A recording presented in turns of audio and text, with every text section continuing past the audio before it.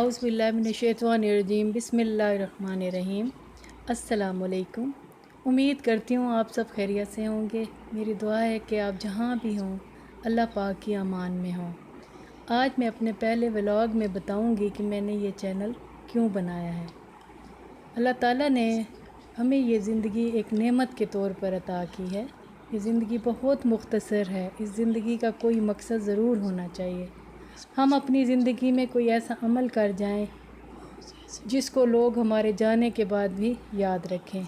ये ज़रूरी नहीं होता कि हम मस्जिदें बनवाएं, हस्पताल बनवाएं, रफ़ाई इदारे बनाएं। ये इस तरह के ऐसे काम करें कि जो हमारी जेब भी हमें इजाज़त नहीं देती और हम सोचते ही रह जाते हैं कि हम ये काम कब करेंगे।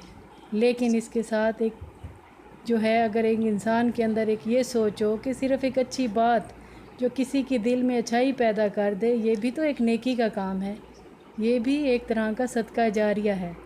मैंने ये चैनल इसलिए बनाया है कि आपसे कोई ऐसी बात बयान की जाए जिसको सुनकर आपका ईमान ताज़ा हो जाए और आपका अल्लाह से ताल्लुक़ और मज़बूत हो जाए। मेरी ये बहुत ख्वाहिश थी कि मैं ऐसा चैनल एक ज़रूर बनाऊँ। उम्मीद करती हूँ कि आप मेरा साथ देंगे।